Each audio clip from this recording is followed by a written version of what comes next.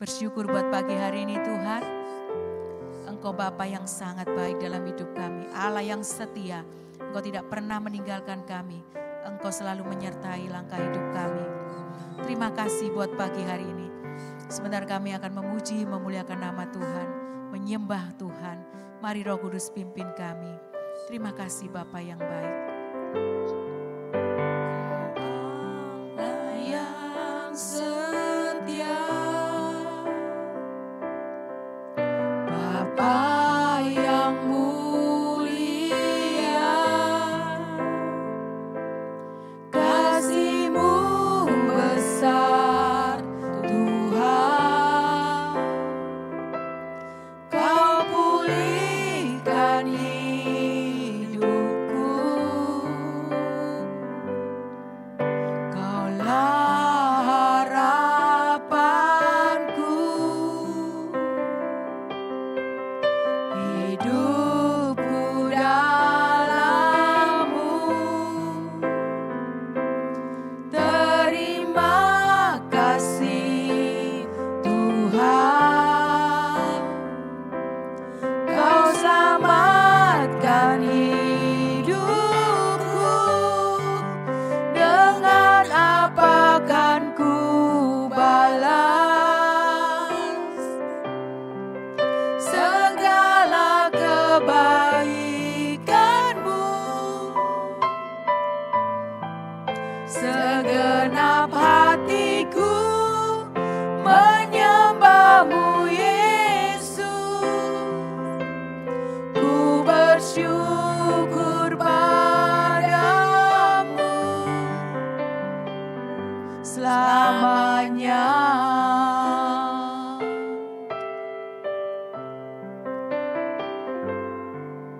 Kau Allah yang setia, Bapa yang mulia, kasih-Mu besar Tuhan, Kau pulihkan hidupku, Kaulah harapanku,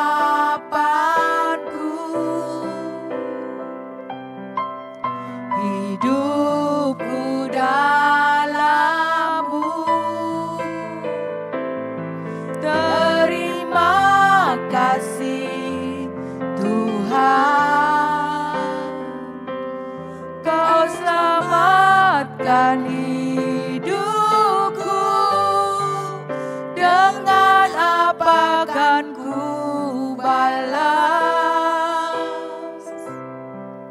segala kebaikan-Mu? Segenap hatiku menyembah-Mu Yesus. Ku bersyukur padamu selamanya.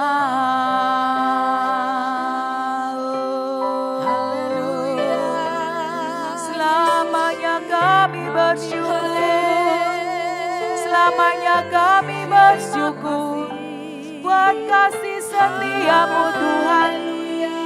Kami bersyukur. Haleluya. Glory, glory. Segenap hati kami Tuhan, kami sembah Engkau, kami tinggikan nama-Mu. Haleluya, oh. Haleluya, oh. Haleluya. Glory, glory, glory. Haleluya, oh. Glory, haleluya. Haleluya. Glory, glory, oh. Iramarala marala mase.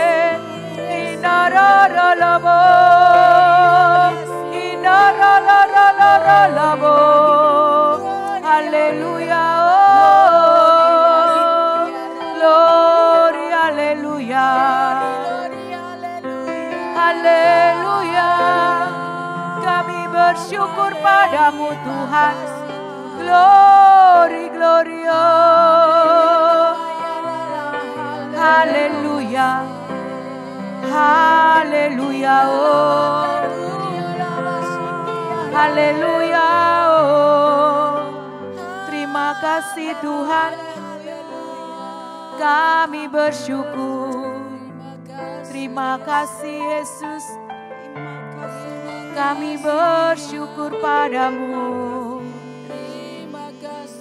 Haleluya.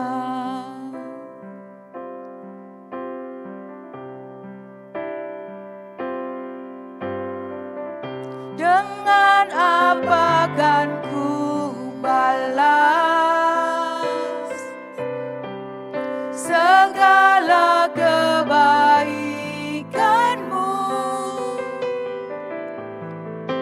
Segenap hatiku menyembahmu Yesus. Ku bersyukur padamu. Segenap hatiku menyembahmu Yesus.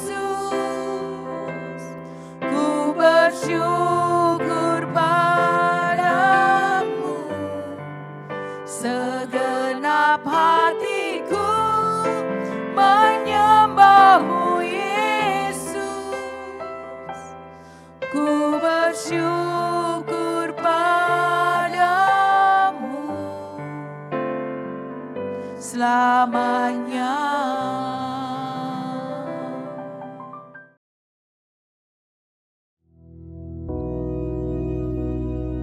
Bapa kami yang di surga, dikuduskanlah namamu, datanglah kerajaan-Mu, jadilah kehendak-Mu di bumi seperti di surga. Berikanlah kami pada hari ini makanan kami yang secukupnya, dan ampunilah kami akan kesalahan kami, seperti kami juga mengampuni orang yang bersalah kepada kami. Dan janganlah membawa kami ke dalam pencobaan, tetapi lepaskanlah kami daripada yang jahat. Karena Engkaulah yang empunya kerajaan dan kuasa dan kemuliaan sampai selama-lamanya. Amin.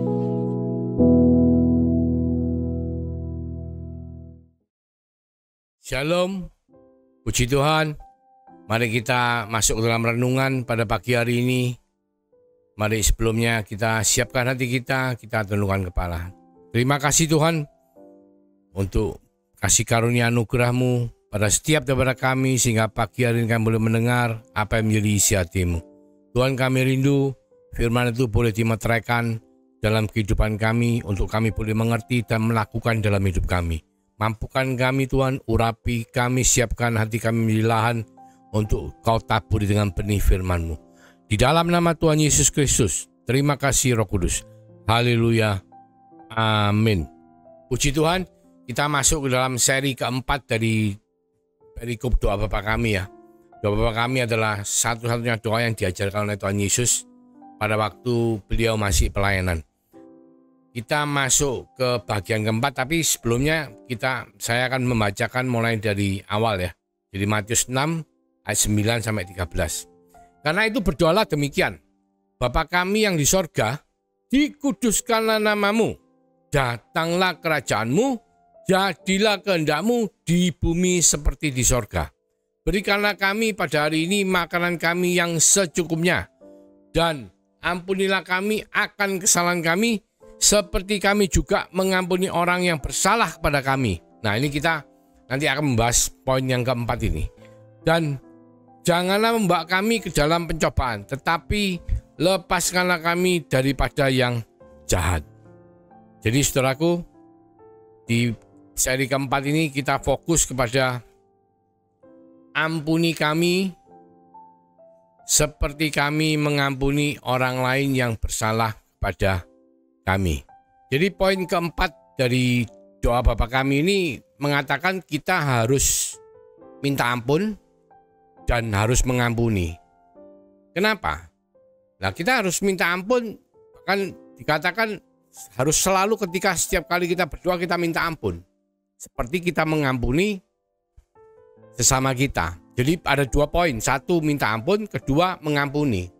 Kenapa? Karena kita hidup di dunia yang fana ini, itu tidak ada dari kita yang tidak berdosa.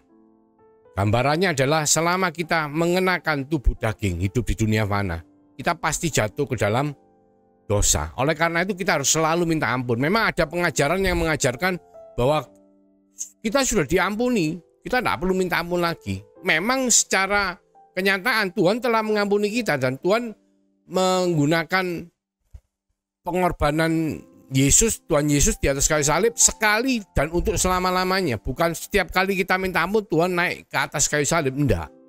Cuman secara fakta kehidupan kita di bumi ini seperti pada waktu di Kejadian 3 ayat 14 dikatakan bahwa ular itu dikutuk bahwa karena engkau berbuat demikian, terkutuklah engkau di antara segala ternak dan di antara segala binatang hutan, dengan perutmu lah engkau akan menjalar dan debu tanahlah akan kau makan seumur hidupmu. Jadi ular dikutuk makan debu dan tanah. Apa itu dampaknya terhadap kehidupan kita manusia? Nah, gambarannya adalah kita ini seperti orang yang berjalan di atas bumi, di atas muka bumi. Kalau kita tahu di zaman bangsa Israel itu tentunya tidak ada sepatu yang tertutup ya. Mereka mengenakan kasut. Dan ketika mengenakan kasut terbuka, ketika mereka berjalan, bukan jalan aspal ya, jalan yang debu tanah, pasti kaki mereka berdebu dan kotor. Dan tentunya mereka punya budaya masuk ke rumah orang, mereka harus membasuh kakinya karena pasti berdebu. Nah, gambarannya adalah ketika kita tidak membasuh kaki kita, itu tentunya kaki kita penuh dengan debu, dan debu itu yang menjadi makanan daripada si jahat, ular. Ya, kita semua tahu kalau kita tuh kakinya berdebu dan debu menjadi makanannya ular, kita tuh menjadi target daripada si jahat. Ketika kita tidak minta ampun selalu, kita akan menjadi target daripada si jahat.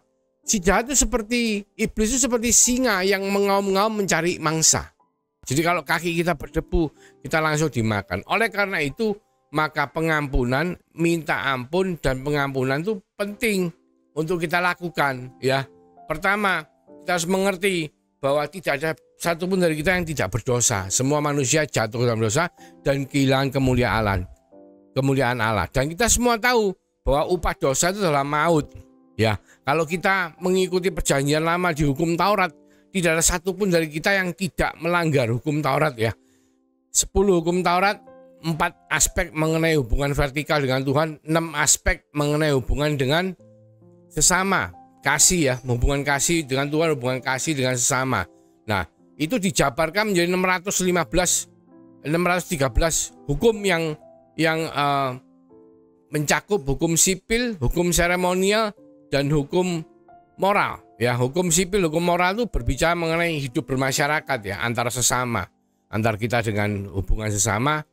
Bagaimana kita bisa menjaga hubungan yang baik, bagaimana kita bisa tidak merugikan orang lain, dan lain sebagainya. Hukum moral dan hukum sipil. Sedangkan hukum seremonial adalah hukum antara ibadah kita dengan Tuhan. Karena di dalam perjanjian lama, permintaan ampun itu harus melalui proses kita datang ke bait Allah. Ya, kita harus ke bait Allah, kita harus ketemu dengan imam besar agung, kita membawa korban persembahan, lalu korban kita itu dipersembahkan oleh imam agung, masuk ke dalam ruang kudus, bahkan sampai ruang maha kudus, dan darahnya itu disaputkan di atas tutup pendamaian ya, tutup tabut pendamaian itu baru dosa kita itu didamaikan, diampuni ya.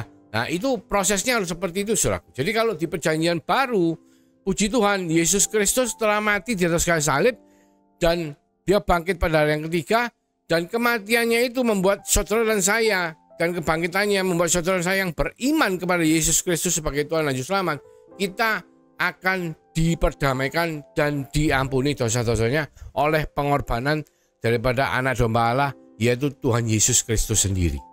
Nah, ini yang luar biasa. Tetapi saudaraku, meskipun Yesus melakukan hanya untuk sekali dan selama-lamanya, selama kita beriman, maka kita layak untuk bisa menghampiri tahta kasih karunia Tuhan. Karena apa? Karena darah Yesus telah membungkus kita semua sehingga kita diperdamaikan. Jadi ketika kita menghampiri tahta kasih karunia, Allah Bapa tidak melihat kita sebagai kitanya, tapi melihat kita sebagai yang sudah diperdamaikan oleh Tuhan Yesus melalui kematian Tuhan Yesus dan kebangkitannya dan meterai Roh Kudus. Nah, ini yang luar biasa.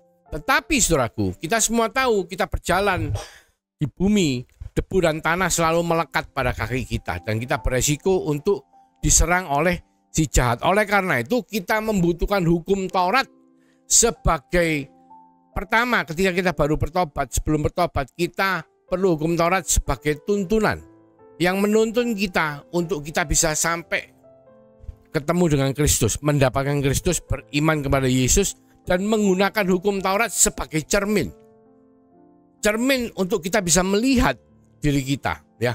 Gambarannya seperti ini, Saudara. Gambarannya adalah seperti kalau kita tuh pergi ke salon. Kita kalau ke salon mungkin kita menata rambut kita, mungkin kita mau ke pesta, ya. Ketika kita ditata di salon, mungkin di-blow, dikeriting, dipotong, ya, menjadi baik, ya. Terus keluar dari salon, saudaraku. Terus kita pulang ke rumah, kita ganti pakaian, terus kita pergi toh, kan mau ke pesta. Nah, tentunya pasti kebanyakan, ya biasanya setelah kita sampai tempat pesta, pasti kita nyari toilet, nyari kamar mandi. Kenapa? Kita lihat di cermin, apakah rambut kita tuh masih oke. Ya, apalagi kalau kita ini pakai helm. Wah, helmnya dibuka, rambutnya pasti tidak karu-karuan. Karena rambut tidak karu-karuan, kita otomatis bawa sisir, diperbaiki lagi di depan cermin supaya apa? Supaya ketika kita hadir di dalam pesta itu rambut kita tetap baik. Nah, ini gambaran dari kehidupan kita sehari-hari. Kita memang telah ditebus oleh darah Yesus, diampuni dosanya, ya. Tetapi ketika kita berjalan di bumi ini kita bisa melakukan banyak kesalahan. Saudara tahu dosa hamartia? Hamartia itu artinya miss the target. Jadi kalau kita lempar pinset yang ditembakkan ke bullseye itu yang kayak sasaran target itu kalau kita meleset itu artinya hamartia. Ya, jadi dosa itu yaitu meleset dari sasaran. Contoh misalnya gini, kalau kita ini lihat kursi itu diciptakan untuk apa sih? Sebenarnya untuk duduk, ya. Kita beli kursi dipakai untuk duduk. Tapi kadang-kadang kita tuh pakai kursi itu untuk naik. Misalnya, kita mau ngambil sesuatu yang tinggi, terus kita nggak bisa nggayuk gini, terus kita ngambil kursi, kita naik di atas kursi itu untuk ngambil barang. Nah, itu hamartia, itu dosa. Salah sasaran tuh artinya hamartia itu dosa. Jadi meskipun bisa berfungsi tapi itu dosa. Nah, demikian pula kehidupan kita sehari-hari. Dalam kehidupan kita sehari-hari di fana ini banyak kita melakukan kesalahan yang kategorinya hamartia. Ya mungkin kesalahan tidak mbak mau. Tetapi seperti kita katakan, seperti kita itu sudah dari salon ditata rambutnya. Ketika kita mau menghadiri pesta, kita tetap menjadi cermin. Seperti kita yang sudah diampuni oleh darah Yesus, oleh iman kita. Tetapi ketika kita berjalan di bumi, kita memerlukan hukum Taurat untuk melihat apakah kehidupan kita sudah benar enggak. Tidak jaminan garansi kita bertobat beriman meskipun saya seorang pendeta. Tidak jaminan garansi saya tidak melakukan kesalahan apa-apa. Oleh karena itu saya perlu mengingat setiap hari, melihat cermin, setiap saat mungkin. Melihat cermin dan melihat apakah kehidupan saya sudah beres enggak. Oleh karena di poin keempat dikatakan ampunilah kami akan kesalahan kami. Ya, jadi kita harus selalu ingat bahwa kita ini manusia yang berdosa yang sudah ditebus oleh darah Yesus dan yang tidak sempurna. Sehingga apa? Sehingga ketika kita berjalan, kita bisa melakukan banyak masalah dalam kehidupan. Nah, supaya kita menjadi baik, oleh karena itu Tuhan Yesus mengajarkan kita doa Bapa kami. Poin keempat adalah ampuni kami akan kesalahan kami. Supaya apa? Supaya kita melihat ke cermin dan menata kembali rambut yang tidak beres, menata kembali kehidupan kita yang kurang baik, yang kurang berkenan, yang salah dari sasaran. Tujuannya itu, saudara. Jadi tetap meskipun secara de facto, ya, de jure ya, kita sudah diampuni. De facto kita juga sudah diampuni, tetapi kita tetap bisa melakukan kesalahan. Nah, kesalahan ini yang mau kita bereskan di hadapan Tuhan. Dengan apa? Melihat kepada cermin melihat kepada hukum Taurat dan meminta ampun kepada Tuhan. Karena kita lihat di 1 Yohanes 1, firman Tuhan itu jelas mengatakan, 1 Yohanes 1 ayat 9, jika kita mengaku dosa kita, maka Ia adalah setia dan adil, sehingga Ia akan mengampuni segala dosa kita dan menyucikan kita dari segala kejahatan. Jadi ketika kita selalu membawa pergumulan kita, kesalahan kita ke hadapan Tuhan dan kita minta ampun, kita sadar, kita melihat ke cermin, terus kita membenarkan rambut yang semerawut ya, itu secara tidak langsung Tuhan bekerja melalui kuasa rohnya yang di dalam, yang sudah dimeteraikan dalam hidup saudara dan saya yang percaya dan beriman. Itu untuk apa? Untuk bisa menyucikan kita dari segala kejahatan. Nah, ini sesuatu yang mungkin saudara perlu renungkan, karena dengan seringnya kita menghadap ke Tuhan, melihat ke cermin dan menata dan mengaku dosa, maka Tuhan bekerja melalui kuasa rohnya yang ada dalam kehidupan kita untuk menyucikan kita. Bahkan kalau kita lihat di Efesus 5 ayat 26 ya, dikatakan untuk menguduskannya sesudah Ia, huruf besar, menyucikan dengan memandikannya dengan air melalui firman. Jadi apa? Kalau di perikop ini kan 5 ayat 26, saya baca mulai ayat 25 ya. Ayat 25 mengatakan, hai suami, kasihilah istrimu sebagaimana Kristus telah mengasihi jemaat dan telah menyerahkan dirinya baginya. Kristus mengasihi jemaat ya, suami mengasihi istri. Untuk menguduskan istri sesudah Ia menyucikannya dengan memandikannya dengan air melalui firman. Jadi firman Tuhan itu sebagai air yang menyucikan, menguduskan.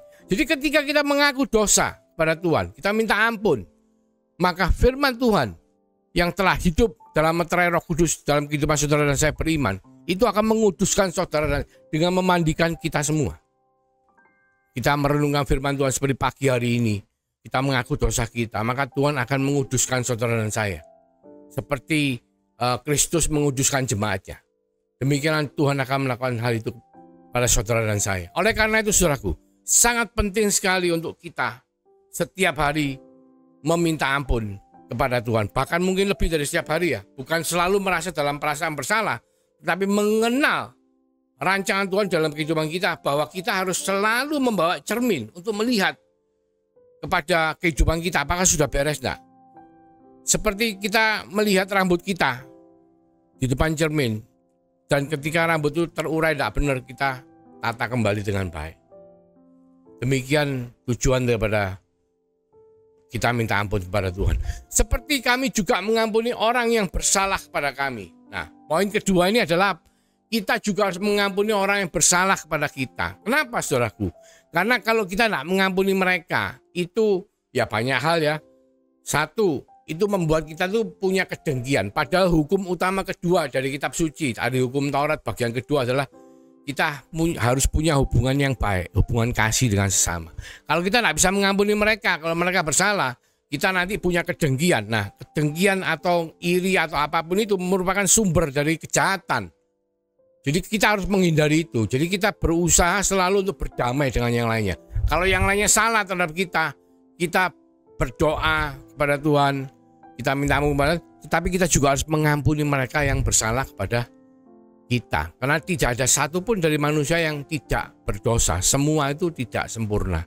Jadi penting buat saudara dan saya untuk kita bisa mempraktekkan ini dalam kehidupan kita. Ayo kita mulai pagi hari ini. Kita tundukkan kepala, kita berdoa.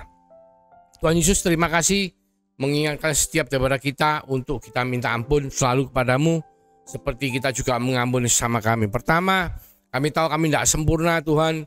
Kami tahu kami melakukan banyak kesalahan, tapi kami percaya bahwa Engkau telah menebus semua dosa-dosa kami. Tetapi kami rindu supaya kami punya cermin, yaitu hukum Taurat-Mu, seperti kami yang ingin supaya rambut kami selalu tertata dengan baik. Kami ingin menata juga kehidupan kami dengan baik dengan cermin hukum Taurat-Mu.